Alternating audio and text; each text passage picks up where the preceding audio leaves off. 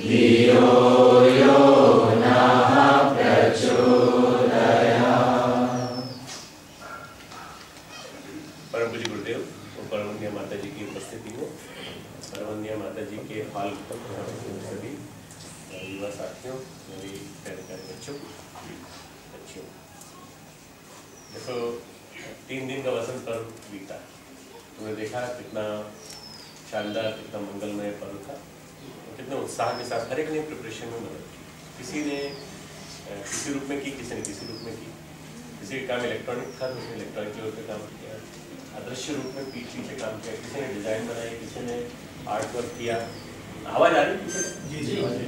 किसी ने झांकियाँ बनाने में मदद की, किसी ने झांकी को बढ़िया बनाने में मदद की। बहुत सारे लोग तो यहाँ नहीं आ पाए हैं, उनको बाद में दूसरे फेज में ले लेंगे, पर मैंने युवाओं को बुलाया, इसलिए युवाओं को बुलाया कि तुम ही लोगों को आने वाले 20 साल में मिशन को खींच के आगे ले जाए। हमने तो अपनी उम्र के 60 साल पूरे कर लिए नवंबर में। अब हमको आने वाले दिनों में, जैसे गुरुदेव ने कहा था कि बेटा मैंने जितने साल जिए हैं 80 साल, उतने साल तो तुम अच्छी तरह जिए, उसके बाद तुम्हारे ऊपर डिपेंड करता है तुम कैसे खींचते हो गाड़ी। तुम्हें मुझे लगता है गाड़ी खींचने की जरूरत पड़ेगी। आने वाले 20 साल में बहुत ज़्यादा महत्वपूर्ण परिवर्तन होने जा रहे हैं। मिशन का भविष्य तुमको दिखाई पड़ रहा होगा, कितना बढ़िया बढ़िया काम हम लोगों किए, कितने बढ़िया बढ़िया अचीवमेंट्स हैं हमारे। इसमें अब तुम लोगों को ये सोचना है कि हम क्या क्या कर सकते हैं। मैंने उन लोगों को बुलाया जिन पर मुझे उम्मीद है कि लोग आगे आने वाले दिनों में साथ दें। जितना समय तुम दे सको, बच्चे बैठे जितना समय तुम दे सको, पर तुमको मान लो नौकरी की इच्छा से बाहर जाना है, तुमको अगर ये मन में आता है मैं तुमको नौकरी भी देने को तैयार, मैं तुम्हें रखने को भी तैयार, मैं तुम्हें पूरी तरह से जीवनदानी बनाने को तैयार। पर ये तुम पे निर्भर करता है कि तुम लोग बाहर के आकर्षणों से मुक्त होकर के काम कर पाते हो, ठीक है? ये सोचना। और जो लोग यहाँ रह रहे हैं उन लोगों से मैं ये बात कहता हूँ कि भाई तुम लोगों ने जो अभी तक काम किया उससे 10 गुना काम अगले दिन ऑफर करें।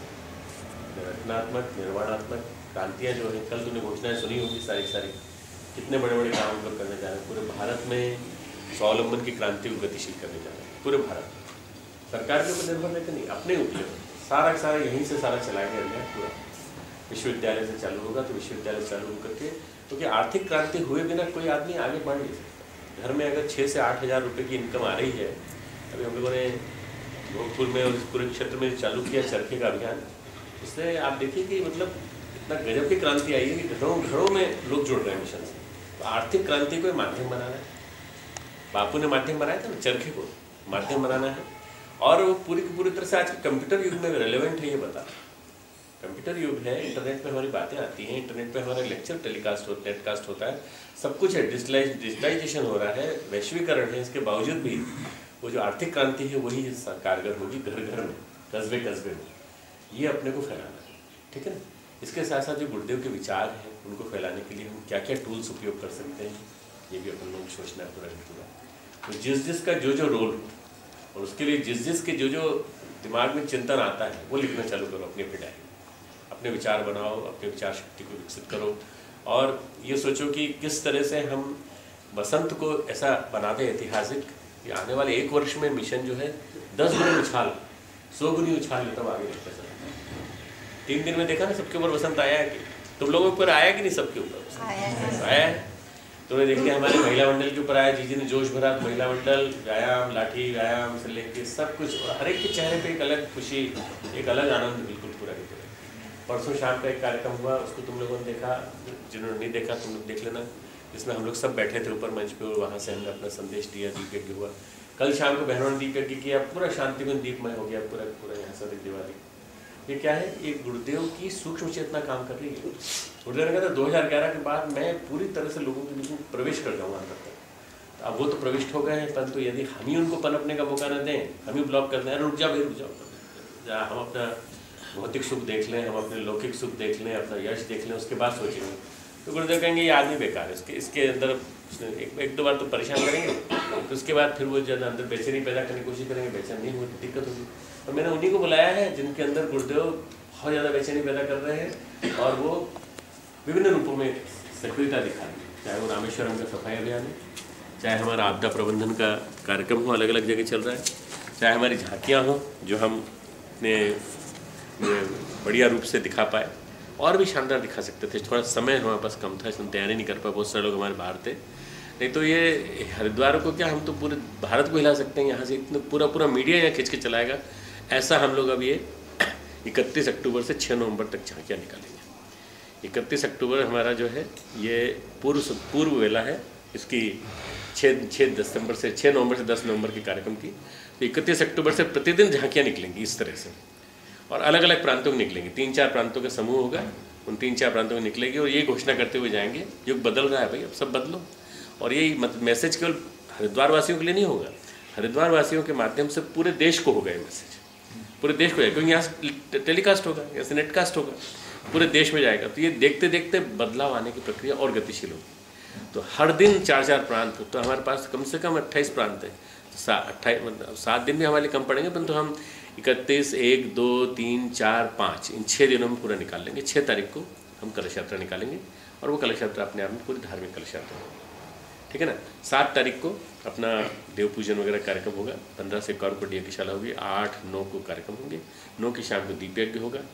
पूरा हरिद्वार सजेगा, पूरा हरिद्वार वासियों से कहेंगे वैसे आपने अपने घरों दीप जलाइए, 5 सब जलाएंगे। ऋषिकेश सजेगा, आसपास के नगर सजेंगे, पश्चिम उत्तर प्रदेश पूरा सज जाए तो आश्चर्य की बात नहीं, लगभग ऐसा हम लोग कर सकते हैं। मतलब ये ऐसा उल्लास लोगों के मनों में पैदा करना है, आशावाद कि सब कुछ बदलने वाला है, आशावाद की एक आंधी पैदा करनी है बस। और ये आशावाद की आंधी पैदा करने के लिए अपन लोग इतना बड़ा कार्यक्रम आयोजित करने जा रहे हैं जो नवंबर का, उसके लिए अभी से मन में उत्साह पैदा करना है और मन में उमंग पैदा करना है। मैं जब परसों कार्यक्रम करके आ रहा था तो मंच से उतरा, तो मंच से मेरे उतरने के बाद मेरे आगे बैंड लेके चल रहे थे युवा ब्रिगेड यहाँ की, और बैंड लेके उल्लास इतना नाच रहे, सब कुछ हम नाच रहे, पूरा अलग ही आनंद था।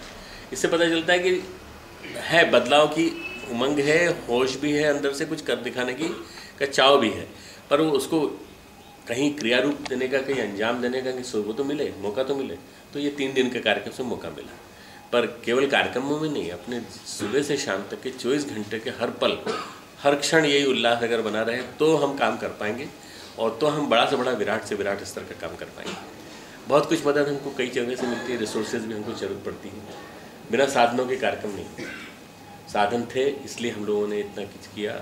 लोगों ने क्षेत्रों से बहुत ज़्यादा मदद की, उनकी वजह से हुआ। लगभग एक साथ 30-40 हज़ार स्थानों पर कार्यक्रम हुए पूरे देश में इन 3 दिनों ने। सूक्ष्म जगत को एकदम हिला के रख दिया परम पूज्य गुरुदेव के क्षेत्र में। तो ये इससे पता चलता है कि कितना बड़ा व्यापक अभियान चल रहा है। तो अब इसको आगे बढ़ाना है। तो आगे बढ़ाने के लिए तुम लोगों के अंदर अभी उमंग है, उत्साह है। मैं जब आया था तो 27 साल का था, और 27 साल की उम्र में एक युवा के मन में जितनी उमंग हो सकती मेरे अंदर थी पूरी, और गुरुदेव ने उस उमंग का पूरा नियोजन किया। मैं 13 साल गुरुदेव के साथ रहा, 13-14 साल रहा, बिल्कुल नज़दीक तक। यानी उस ज़माने में ये भी नहीं था कि भाई तुम उस टोली में चले जाओ मेरे लिए। मैं टोली में जाने लायक भी नहीं था, न मुझे ढपली बजाना आता था, ना मुझे लेक्चर देना आता था। मैं तो साइंटिस्ट था, और मैं गुरुदेव के पास वैसे ही आ गया था, कोरा जैसा था। तो आ गया तो गुरुदेव ने पूरा उपयोग किया मेरा, यहाँ तक कि मशीनें लाने के लिए मेरा उपयोग हुआ। कहाँ की चौके की मशीनें मैं लेके आया हूँ, डॉक्टर MD डॉक्टर, और चौके की मशीनें जो यहाँ लगी हुई हैं गैस के इंस्टॉलेशन के लिए, मैं चौहान जी हमारे दिल्ली के, मैं और वीरेश्वर भाई साहब वहाँ से वो सामान ले लेके यहाँ लगाया। लड़कियों के जो यहाँ के विद्यालय चलते थे, उस लड़कियों के विद्यालय के लिए इंस्ट्रूमेंट्स में ले लेके आया। मतलब ये कि गुरुदेव ने जिस तरह से पकाया है, एक एक करके तैयार किया है मुझे पूरा। और उसके बाद वहाँ से लेकर लेबोरेटरी तैयार करने तक, ब्रह्मचर्य खड़ा करने तक, ब्रह्मचर्य खड़ा करने से यहाँ लाने तक, लेखन सिखाने तक, और उसके बाद आज जो मिशन की बागडोर है, उस बागडोर में सबसे बड़ा ये है कि गुरुदेव ने उस युवा के अंदर ऐसा संचार किया कि बस अब ये काम तुमको धीरे धीरे सीखना है। मैंने जहाँ से चालू किया, गुरुदेव ने कहा मैंने जहाँ से चालू किया ऐसे तुमको चालू करना। तो कौन क्या है इससे मतलब नहीं, किसके अंदर कितनी उमंग है और गलने की और खपने की सामर्थ्य, बस डिग्री से कोई मतलब नहीं सर हम तो MBA हैं, हम बेंगलोर से आए, हमने MCA किया है, हमने MCH किया, कोई फर्क नहीं पड़ता भाई। तुम्हारे अंदर गलने की सामर्थ्य है कि नहीं, उस पर डिपेंड करता है। अगर तुम गलने की सामर्थ्य है तो फिर तुम यहाँ पूरी तरह से लग सकते हो और काम कर सकते हो। इस मिशन में अनंत संभावना है काम करने की, अनंत संभावना है। जहाँ जिस फील्ड में जाना चाहो उस फील्ड में जाने के लिए ढेर सारे काम करने के अपने पास हो, प्रचारात्मक, संघर्षात्मक, सुधारात्मक, रचनात्मक ढेरों कार्यक्रम। पर ये सफल तभी होंगे जब तुम लोग उसको गुरुदेव के पुण्य को, भंडार को आगे बढ़ाओगे। वो श्रद्धा जो गुरुदेव ने अपने अंदर, हमारे अंदर पैदा की, उस श्रद्धा को हम बनाए रख रहे हैं कि नहीं। वो जो गुरुदेव ने जो इतना बड़ा तंत्र खड़ा किया, उस तंत्र को खड़ा करने में इतना बड़ा उनका पुण्य साथ में जुड़ा है, तब जाके संस्था इतनी दीर्घायु हुई है।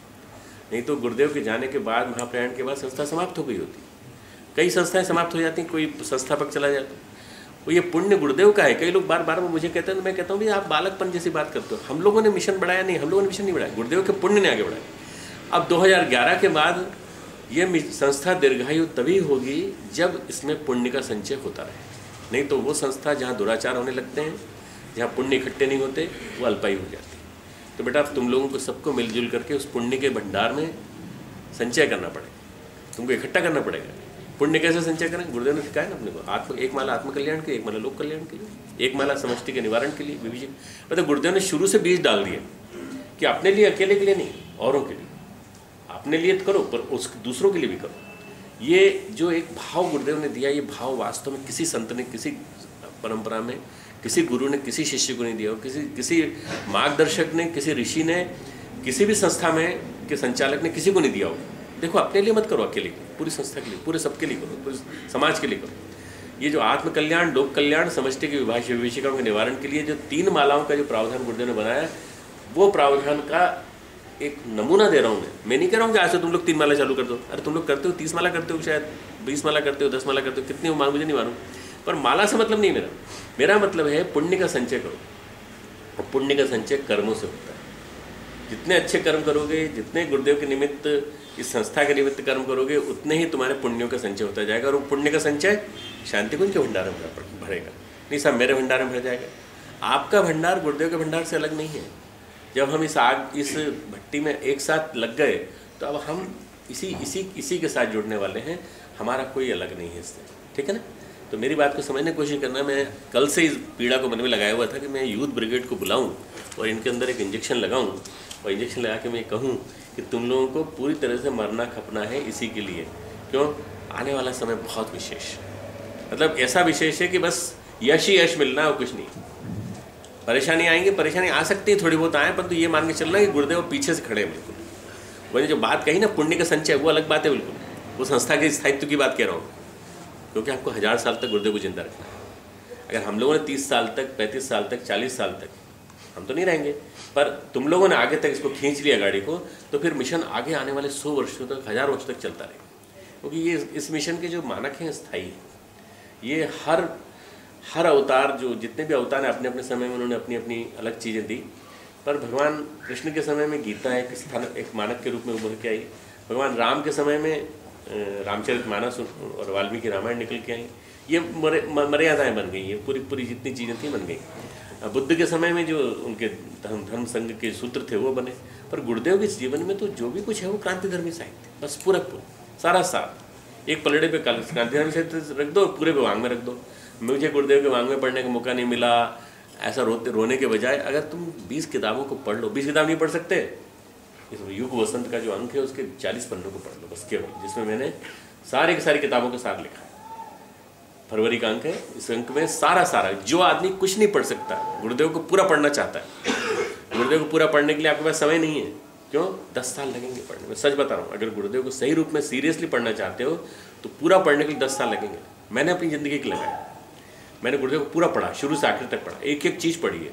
1940 की अखंड ज्योति से लेकर आखिर तक की अखंड ज्योति पढ़ने के बाद फिर मैं बैठा था गुरुदेव का विशेषांक लिखने के लिए। 20 अगस्त सितंबर का विशेषांक था और तारीख थी 20 जून, 20 से 21 जून होगी, जब गुरुदेव का महाप्रयाण होने के बाद हम उनका अंतिम 13वीं का संस्कार सब कर चुके थे। पूरा करने के बाद, उत्तर कर्म करने के बाद फिर मैं लिखने बैठा था ऊपर। मैं सुबह से लेकर 7 घंटे बैठता था और मैं 20 दिन तक कंटिन्यूस बैठ कर मैंने लिखा है और पढ़ा है।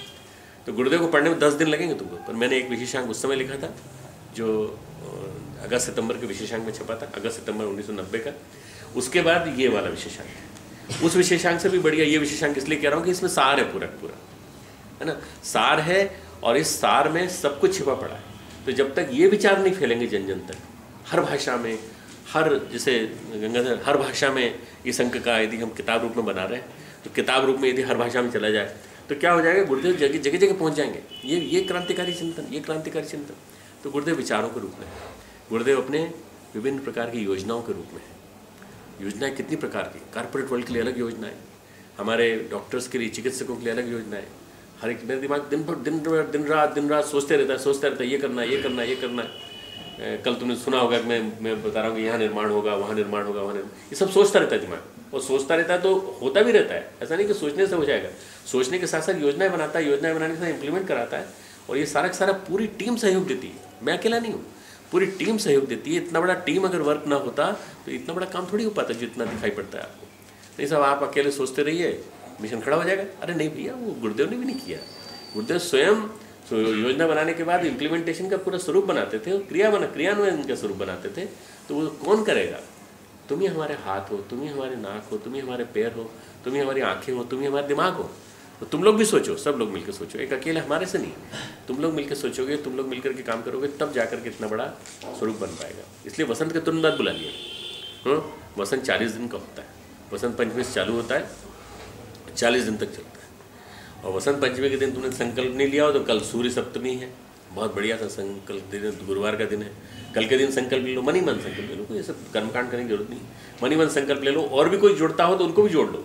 नहीं, हम बड़े सौभाग्यशाली थे जो डॉक्टर साहब की गोष्ठी में चले गए, किसी और के मन में इच्छा हो रही हो और उसको तुम सुनाते हो तो तुम उसको भी जोड़ सकते हो। कुछ नहीं करना। जो तुम बच्चे तुम लोग बैठे हो, तुम लोग बेटा 3 साल का, तो 3 साल ज़्यादा तुमको बाद में मानी, 3 साल भी तुम लोग काम कर लोगे तो बहुत बड़ी बात। 3 साल के बाद तुम्हारे मन में अगर ऐसी लगन लग जाए, ऐसा चाव आ जाए कि नहीं हमको तो और आगे काम करना है, और आगे करो। ये तो ज़िंदगी भर के लिए आ गए, इनको तो मुझे साथ लेके चलना है। तो साथ लेके चलना है तो मेरे ये तो हाथ पैर है, और एक प्रकार से ये लोग वो हैं जो मिशन को आज जिस स्थिति में पिछले 10 साल में हम लोग खड़ा करके लाए हैं, उसमें इन लोगों का सबसे बड़ा योगदान है।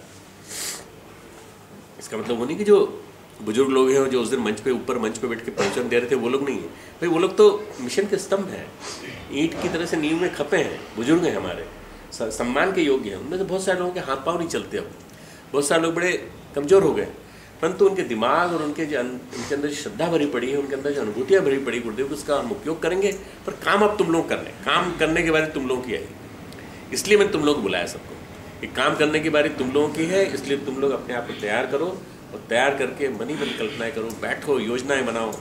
शांति कुंज को बसंत पर बीत गया, अब कब होगा, अब अगली बार देखेंगे, 6 तारीख की तैयारी करेंगे, उसके लिए 3 महीने पहले से सक्रिय हो जाएंगे, वो तो ठीक है।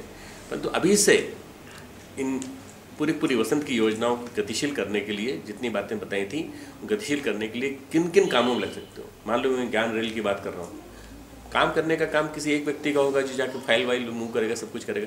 प्रदर्शनी बनेगी, साहित्य केंद्र बनेगा, उसमें वो लगेगी, उसके साथ लोग जाएंगे, 20-25 लोग जाएंगे जो हर जगह स्टेशन पे वहाँ के लोगों को इकट्ठा करेंगे। ये सारा काम कौन करेगा? तुम में से कुछ लोगों की जिम्मेदारी सौंपूंगा मैं, तुम लोगों को लेनी पड़ेगी जिम्मेदारी। भारत के कोने कोने में, हर जिले, हर प्रांत में हम स्मृति उपवन लगाने की योजना बना रहे हैं। तो स्मृति उपवन को गतिशील करने के लिए, एक्टिवेट करने के लिए कौन जाएगा? आप लोग में से कोने को जाएंगे। 1 करोड़ वृक्षों के आरोपण की हम लोग बात कर रहे हैं, वो एक साथ होगा, कैसे होगा? उसके लिए भी आप लोगों को गतिशील योजना बनानी पड़ेगी। इसके साथ साथ मैंने कहा है कि हर प्रांत के बड़े बड़े नगर, जो महानगर है, जैसे मैंने 7 महानगरों की बात सोची है, मुंबई की हमने डेट तय कर दी है, और मुंबई की डेट के साथ साथ अलग 6 महानगरों की डेट भी तय करेंगे इसी वर्ष, उन कार्यक्रमों को करेंगे। गायत्री संध्या, एक सांझ गुरुदेव के नाम, एक संध्या, एक शाम गुरुदेव के नाम, उसका नाम रखा है एक शाम गुरुदेव के नाम। भजन संध्या, कुछ सांस्कृतिक कार्यक्रम नहीं, भजनों के माध्यम से, बीच बीच में प्रस्तुतियों के माध्यम से गुरुदेव के बारे में महिमा का उल्लेख पूरा 2 घंटे। पहला नमूना 20 फरवरी को नए ऑडिटोरियम में, अपना नया ऑडिटोरियम अभी अधूरा बना है, मैं पीछे पड़ गया हूँ हाथ धोकर के, 2-3 बार राउंड लगा चुका हूँ मैं जाके, और अधूरे में ही सही, हम अधूरे में करके दिखाएंगे। वो शीट लग रही है ऊपर से, नीचे फ्लोरिंग वो टेम्प्रेरी कर रहे हैं अभी, वो किसमें एकॉस्टिक प्रूफिंग वगैरह और फ्रेश एयर आने का ये सारा तंत्र बनने में 2-3 महीने लगेंगे। पर जिस समय हम लोग कार्यक्रम करेंगे 20 फरवरी को, उस समय ठंडक वंडक की कोई दिक्कत नहीं आएगी, गर्मी की कोई दिक्कत नहीं आएगी, लाइट्स वगैरह सब एडजस्ट हो जाएंगी, लाइट्स वगैरह सब लग जाएंगी। पर ये कार्यक्रम 20 फरवरी को और 25, 26, 27 को उत्सव 2011 अपना जो वार्षिकोत्सव, वो भी वहीं मनेगा, ऑडिटोरियम में बनेगा, सब लोग उसमें होंगे, शांति कुंज के सब लोग आए देखेंगे। तो आप छोटा ऊपर बनाते थक गए पूरी तरह से, तो आप यही नीचे कार्यक्रम करेंगे, ठीक है ना। तो ये जो 20 तारीख वाला कार्यक्रम है, इस तरह का कार्यक्रम बम्बई में 23 अप्रैल को एक कार्यक्रम कर रहे हैं, लाइव नादयोग करेंगे, 20 इंस्ट्रूमेंट वाले बैठेंगे, सब कुछ। कम से कम बम्बई वालों को पता तो चले कि ये वो और लोगों की तुलना में ये संगठन अलग क्यों है, हम क्यों अलग हैं। और योग का प्रदर्शन होगा 10 मिनट का, 20 मिनट का नादयोग होगा, बाकी गुरुदेव के जीवन क्रम के बारे में 4 लोग बोलेंगे। मैं जाऊंगा हर कार्यक्रम में, जो 7 महानगरों में कार्यक्रम होंगे। इसके अलावा हर महीने एक व्याख्यानमाला का आयोजन यहाँ पर हर अपने यूनिवर्सिटी के जो ऑडिटोरियम में ये व्याख्यानमाला का विषय हम तय करेंगे, लोगों को बुलाएंगे। मतलब ये हो सकता है अप्रैल से हो सकता है मई से हो, ये जरूरी नहीं। अप्रैल से अप्रैल तक चला लेंगे, उसमें क्या दिक्कत। मैंने कहा ना 3 साल तक चलेगा वर्ष शताब्दी वर्ष 2011, 2012, 2013, 3 साल तक हम, क्योंकि सूर्य साधना का वर्ष 2012, अनुयाज वर्ष 2013, तो इन तीनों वर्षों में हम लोग योजनाएं गतिशील करेंगे।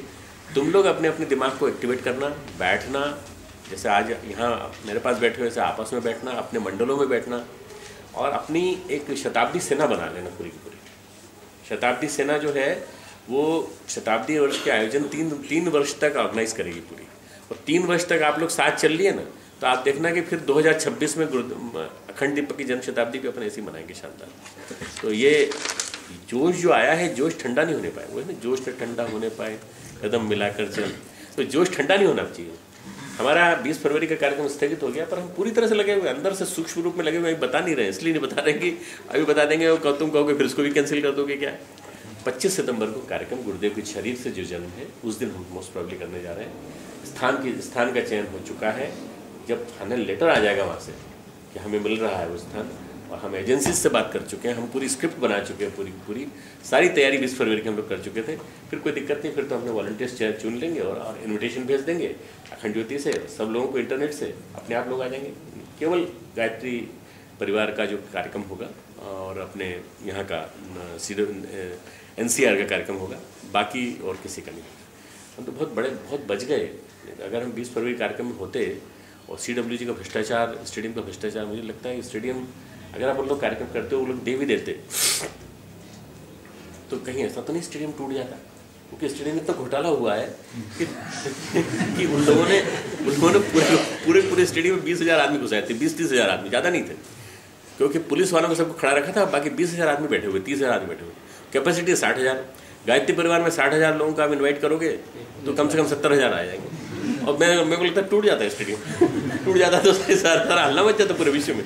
तो अच्छा हुआ कि मतलब अपन लोगों को वो स्टेडियम नहीं मिला और 20 फरवरी को हमने कार्यक्रम नहीं किया। जल्दबाजी में वसंत पंचमी ठीक से नहीं हो पाती, वो भी ठीक से नहीं हो पाता। अब हम लोगों के पास एक चैनलाइज पूरी प्रोसेस बनी। एक जो काम हम करने जा रहे हैं, फिल्म डिवीज़न के माध्यम से 10 मिनट की एक फिल्म प्रदर्शित करने जा रहे हैं हर PVR में। जहाँ जहाँ कोई भी पिक्चर होगी, पिक्चर कोई सी भी हो, कोई फर्क नहीं पड़ता, उसके पहले फिल्म डिवीज़न की फिल्म दिखाई जाएगी, गुरुदेव की फिल्म दिखाई जाएगी।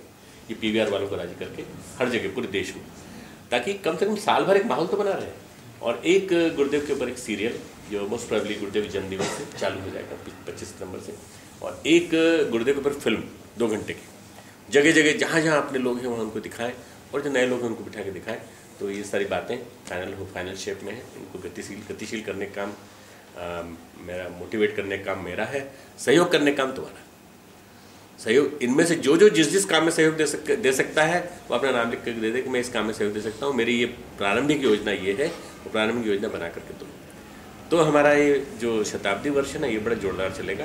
और शताब्दी वर्ष को जब हम 1 साल, 2 साल, 3 साल जब पूरी अंतिम स्थिति में पहुँचाएंगे, विश्राम नहीं है कभी। तो ये मत सोचना कि शताब्दी वर्ष समाप्त हो गया, 2012 में हमको मशाल जुलूस निकालने के बाद विश्राम मिल जाएगा। विश्राम नहीं मिलेगा, विश्राम तो अपने को कभी नहीं मिलने वाला। और तुम लोग से अधीरता की सबसे बड़ा, जब जोश बढ़ते हैं ना, तो वो धैर्य के साथ जोश आना चाहिए। ऐसा नहीं हो कि इतना अधीर हो गया कि नीचे उतरते एकदम बिल्कुल, जैसे कई बार वो हम लोग, मुझे याद है हम इंग्लिश पिक्चर देखने जाते थे, मेडिकल कॉलेज में पढ़ते थे, तो इंग्लिश पिक्चर देखने के बाद वो घोड़ों वाली होती थी, काउबॉय मूवीज़ होती थी। नीचे उतरने में ऐसा लगता था जैसे हम लोग घोड़े पे बैठे, और ऐसा जोश आता था, बिल्कुल चले जा रहे हैं, हाथ भी ऐसे होते थे, दुबले पतले हाथ भी ऐसे होते थे, चले जा रहे हैं। उसके बाद पता चलता था नहीं भाई वही जो धीरे धीरे जोश नीचे उतर आता था। ऐसे ही तुम लोग नीचे उतरो तो ये जोश के साथ मत उतरना कि अब तो बिल्कुल, अब तो लगाम अपने हाथ में है, अब अपने को करना है, ये काम करना है, ये करना। देखो करना तो है, पर धैर्य के साथ, समझदारी के साथ। और समझदारी में सबसे बड़ी चीज़, गुरुदेव ने जिस निष्ठा के साथ, गुरुदेव ने जिस गुरुदेव ने एकदम अतिशीघ्रता के साथ नहीं किया, गुरुदेव ने धीरे धीरे मिशन को आगे बढ़ाया, पर गुरुदेव ने वहाँ लाके खड़ा कर दिया जहाँ से अब इसको आगे बढ़ना है, आगे बढ़ना है। तो आगे बढ़ते समय कई बार क्या होता है, कोई मिशन जब बहुत बड़ा हो जाता है और संस्था जब बड़ी हो जाती है, आगे बढ़ते समय कई गड़बड़ियाँ पैदा हो जाती हैं, और वो अधीरता की वजह से पैदा होती है। तो वो अधीरता ना आने पाए, मतलब जोश और होश दोनों साथ साथ रहें तो हमारा युवा आंदोलन गति पकड़ेगा और युवा आंदोलन पूरे भारत और पूरे विश्व में बड़ी तेज़ी से गति पकड़ेगा। जो हम यहाँ से दिशा देंगे वो आज ये मान लो कि आज इंटरनेट का युग है, डिजिटाइजेशन हो गया है, सारे के सारे जितनी भी चीज़ें हमारी हैं, परसों कल और 3 दिन के सारे लेक्चर्स आप जब चाहो तब वेबसाइट पे जाकर ले सकते हो, सब कुछ अवेलेबल है।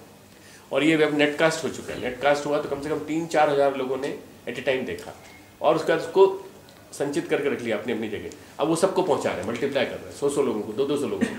तो अच्छे विचार, अच्छे काम, अच्छी योजनाएं जब हम उसको बना देंगे तो ये सब जन जन के बीच फैलाई जा सकती है।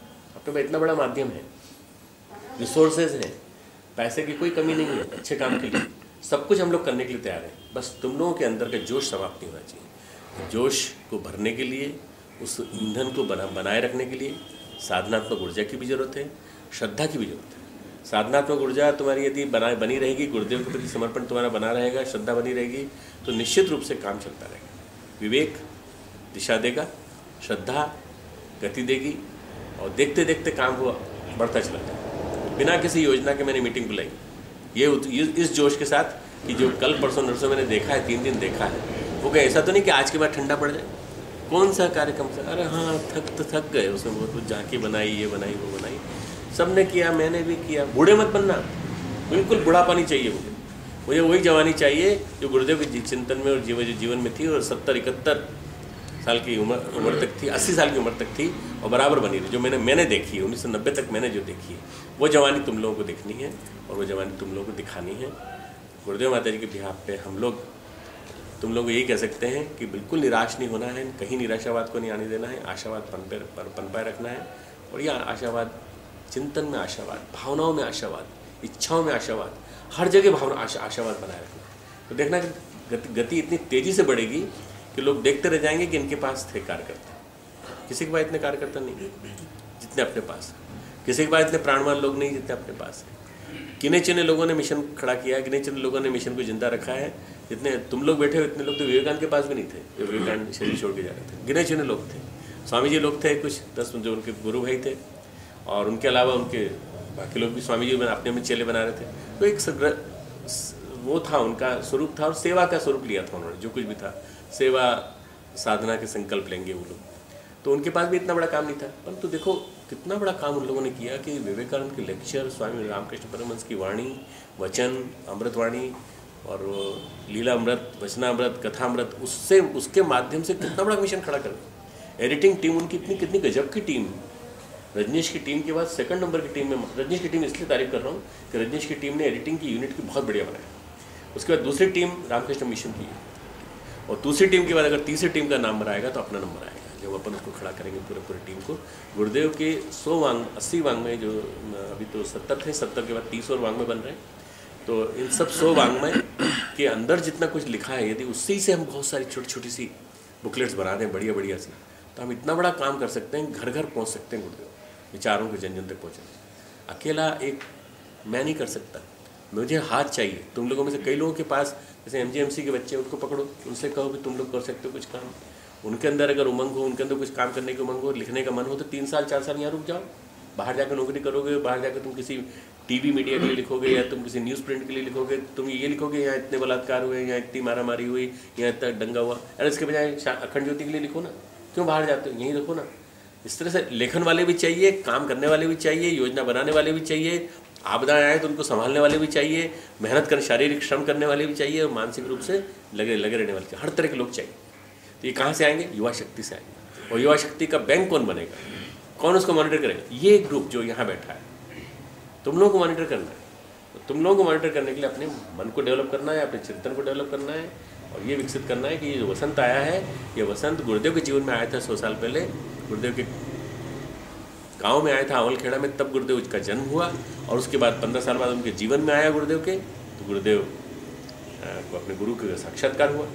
बस जब उन्होंने ये काम करके दिखाया, तो वो युग के बहुत सारे लोग, हो सकता है ऐतिहासिक महापुरुष हुए हों, पर परम पूज्य गुरुदेव ने जो काम किया है मित्रों, ये न तो अवतारी चेतना का काम है और न एक सामान्य संत का। ये तो अवतारी चेतना से भी 10 गुना बड़ा, 100 गुना बड़ा अगर विस्फोट हुआ है तो ये हुआ है कलयुग का। कलयुग को सतयुग में लाने का काम, और ये काम करने के लिए स्वयं साक्षात शिव की सत्ता आई थी, इसमें कोई शक नहीं है। इसलिए हम लोग बड़े सौभाग्यशाली हैं कि उनके हम अनुचर हैं, अनुयायी हैं। जरा सा भी अंदर निराशा ना आने दें, हम काम करें अपने अपने काम में, छोटे छोटे कामों की परेशानियों को न गिनें, बल्कि ये देखें कि हम क्या कर सकते हैं और ज़्यादा क्या कर सकते हैं। बस ये दिखाने की मन में बात हो, तब तो मेरा तुमसे बात करना सार्थक। अच्छा बताओ, हाथ पाँव दर्द करना कम हुआ कि नहीं? कल का तुम थकान मिटी कि नहीं? उल्लास यथावत है कि नहीं? ऐसा तो नहीं कि उल्लास मैं जोश पे जोश भरे जा रहा हूँ और पता चला कि मालूम नहीं सब कुछ कह तो रहे थे, मालूम नहीं क्या कह रहे थे, कह रहे थे जोश रखना है, जोश रखना है, जोश रखेंगे भाई, जय जयकार करेंगे तो जय जयकार करेंगे। अरे नहीं, कुछ जो कहा है वो तो सुना तुम लोगों ने, तो इसके बाद इसको जीवन में उतार के इम्प्लीमेंट भी करना है, तब तो हम लोग बड़ा कार्य बड़े बड़े काम कर लेंगे। और यदि हम मान लो सुन के, इस कान से सुन के बस ये सोचें कि चलो घर जाके सोएं, अब क्या है इसमें, 3 दिन तो निकल ही गए, बाद में देखेंगे, ऐसा नहीं। इसको सोचना है, इसको मनन करना, सोचना, चिंतन करना है ना। और अपनी थकान को मत सोचना कभी। हम नहीं थकते कभी, तो तुम कैसे थक सकते हो? हमने थकान के लिए तो गुरुदेव ने क्या रखा है भाई, देखो थकने का नाम नहीं है मिशन। ये मिशन जो है काम करने का नाम। चलते रहो सुबह शाम, जीवन चलने का नाम। चलते रहो सुबह शाम, करते रहो सुबह शाम, बस काम ही काम करते रहना है। फिर देखना कल का गीत तुमने देखा सुना होगा, गजब का था, रंग दे वासंती चोला रंग दे, है ना। अब करते जाना है, मरते जाना है और बढ़ते जाना है, बस। चाहे कुछ भी हो, बाधाएं कितनी भी आए रास्ते में, किसी से डरना नहीं, चलते चले जाना। तुम लोगों की उम्मीद रख कर मैंने तुमको बुलाया है, मेरी उम्मीदों को झुटलाना मत, और ये मान के चलना कि हम लोग सब मिलकर काम करेंगे। हम सब बड़ों का अभिवादन करेंगे, नमन करेंगे, उनकी बातों का सम्मान करेंगे, पर हम काम वो करेंगे जिससे कि मिशन कई गुना आगे बढ़ जाएगा। ठीक है?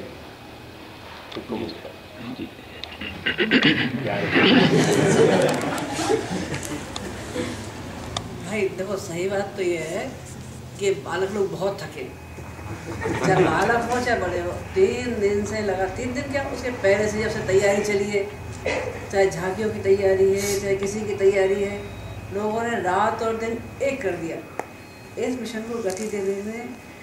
जब कभी भी मांग आई, कभी किसी ने कदम पीछे नहीं लगाया, चाहे वो अश्वमेधिक पुरुषार्थ रहे हों, चाहे सामान्य दिनचर्या वाले रहे हों। हमें आज भी वो दिन याद है जब अश्वमेधिक पराक्रम होते थे, तो कितने महीनों पहले से लोगों का जागरण शुरू हो जाता था। नींद को तो पता नहीं कहाँ छोड़ देते थे। अभी भी इनसे पूछा जाए कि झांकियों की पेंटिंग किसने की, झांकियों की सजावट किसने की, बैठने वाले एंड टाइम पे बैठ के चले गए, नारे लगाते चले गए, वो बात बिल्कुल अलग है।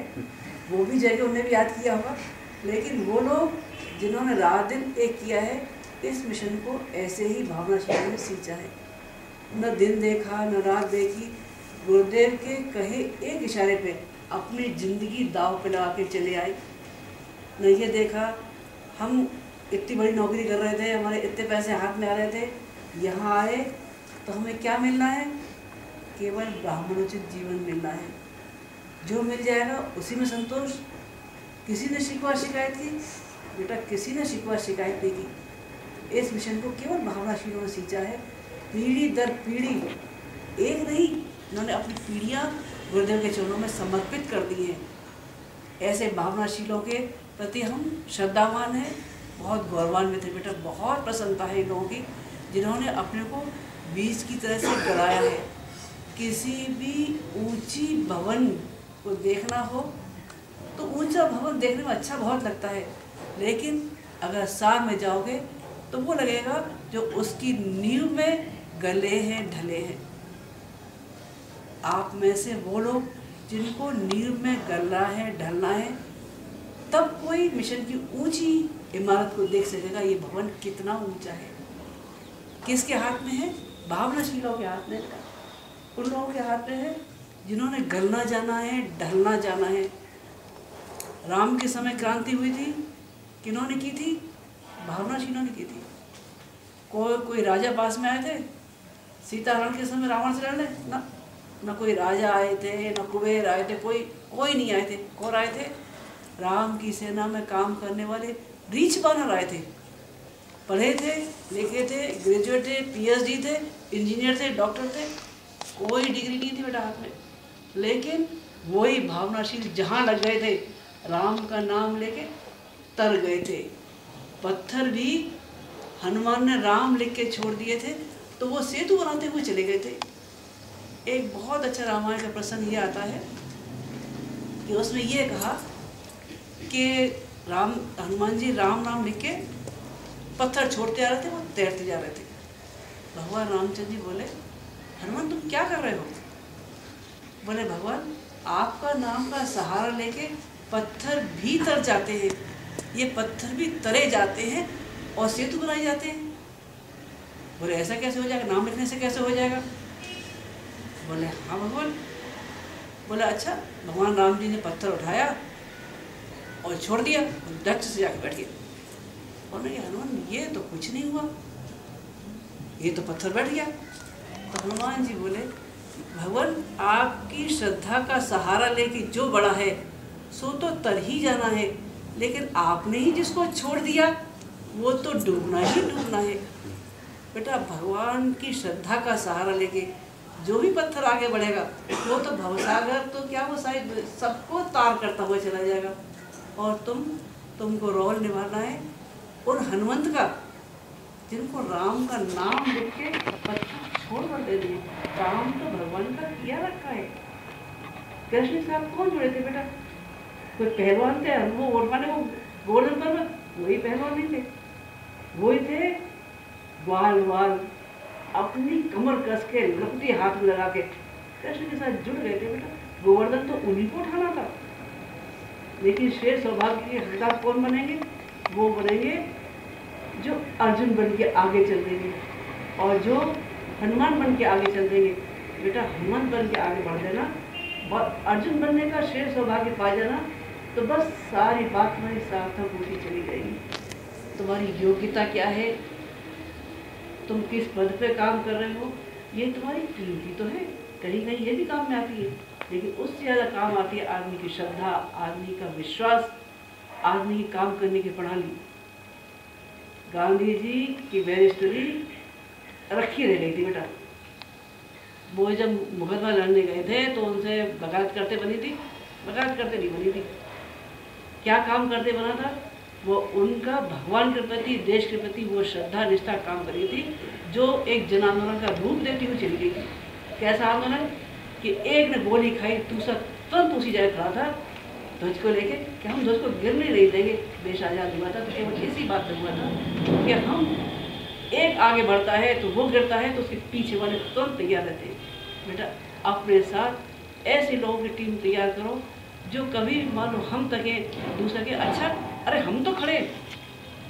अपना प्यार, अपना भाईचारा, अपनी पारिवारिकता, अपने संबंध इतने मजबूत हो कि हम किसी से चाहे भी तो अलग न हो सके।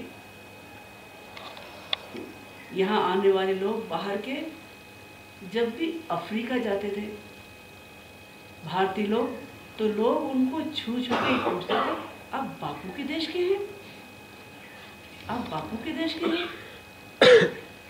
शांति को आके आने वाला हर आदमी छू के ये पूछे, आप गुरुदेव माता जी के बच्चे हैं, आप वो लोग हैं जिन्होंने गुरुदेव माता जी का इतना प्यार पाया, मिशन का इतना बड़ा विस्तार किया, इनकी इतनी बड़ी शक्ति जिनकी आंचल के साए में सारी दुनिया समाई है।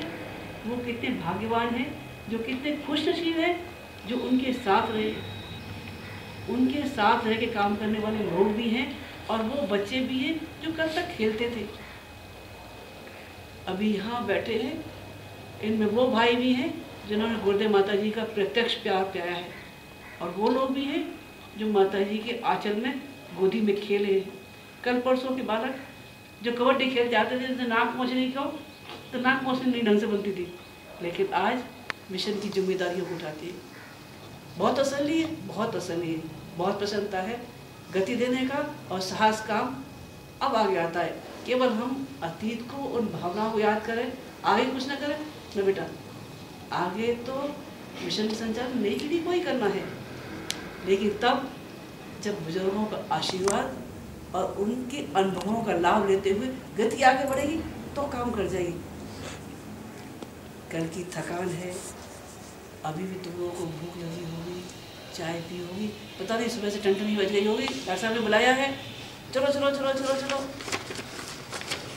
बेटा अब तुम्हारी चलो चलो तैयारी करवाते हैं। बेटा खूब खूब मंगल कामना, खूब अपना उत्साह